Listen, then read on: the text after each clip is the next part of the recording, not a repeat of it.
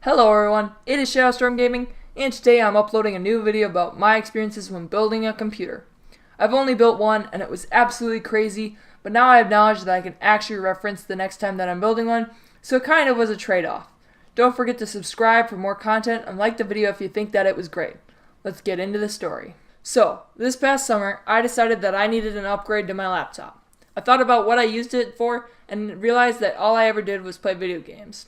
I thought about buying an Xbox One or PS4, which now I think about it, that would provide me with higher quality gameplay footage, but once I saw the Steam controller, I knew that I wanted to build my own PC.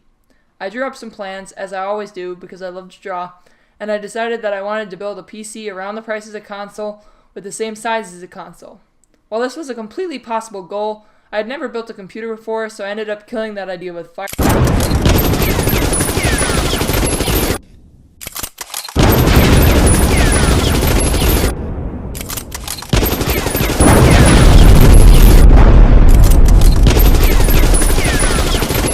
It was late July, and I thought that I should get the parts to build my computer. I ended up going with the AMD A6-7400K as my CPU, and this decision was not too bad. I got a micro ATX motherboard, however, which I've now realized are not good for tiny form factors.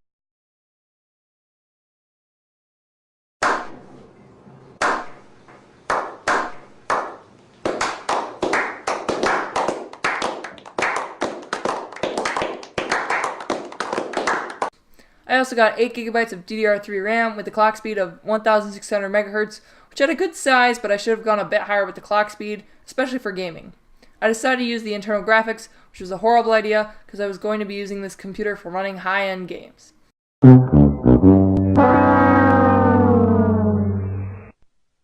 bought a 750GB Hitachi hard drive, and while this was a decent part, it ended up with a story of its own.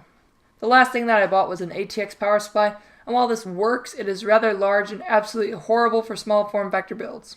I did not buy a case because I believed that I could make one myself, and honestly, I didn't think this part through at all. I ended up needing more parts because I had no power button. When you buy a case for a PC, it comes with power and power LEDs, but I didn't have any of this stuff. When the power button and cables came, I ended up realizing that the power button could not work because it was a momentary switch. I ended up buying a new one, and I also ended up needing a case fan, so I bought one, and it actually worked pretty well. It was around at this point that I built the case. It's just a simple box made out of wood with beveled edges and holes for ventilation. I painted it orange, and I still don't know why I wanted to make it orange, but it looked fairly sweet in my opinion. We bought some screws at Home Depot and drilled some holes, and everything worked well. That is, until I tried to turn it on.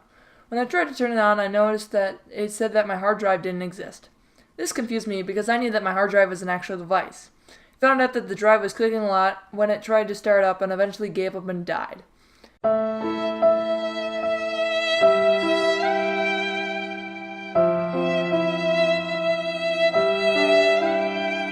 We then returned the drive because I had literally just opened it. I was extremely dismayed, so I got another one off of Amazon. It was only 500GB, but still had a good RPM of 7,200. I waited until it came. One eternity later. When it finally came, it worked, and it continues to work to this day. The drive company with the faulty one did not send me a new drive for many weeks. You guys suck! When they did send me one back, it was a 1TB drive instead of a 750GB drive. It also had 6GB a second data transfer instead of 3GB a second data transfer. Since this drive was better, I decided just to keep it. When I finally had everything together and working, I installed Windows and Ubuntu because I wanted to make a dual boot PC. I sealed up the case and the PC was working amazingly. I had the computer hooked up to my TV instead of a monitor, however, because it was for gaming. I never ended up buying the Steam controller and soon moved to an AOC monitor. The built-in speakers in the monitor were absolute garbage, so I borrowed my dad's speakers from the 90s, and they surprisingly have brilliant quality. I started YouTube with the microphone that had came with the speakers, and it was horrible. I finally decided that I would buy a graphics card. This is probably the stupidest thing that I bought.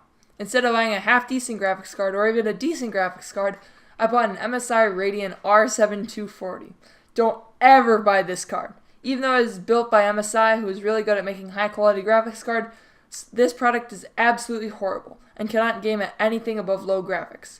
The only good thing about this card was the ridiculously low price tag of only $15.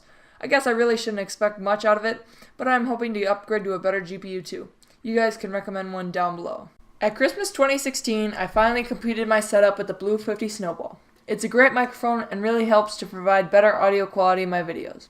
I hope you all enjoyed this video. If you did, remember to leave a like and subscribe for more content. See you next time! I'm in love with the cold, cold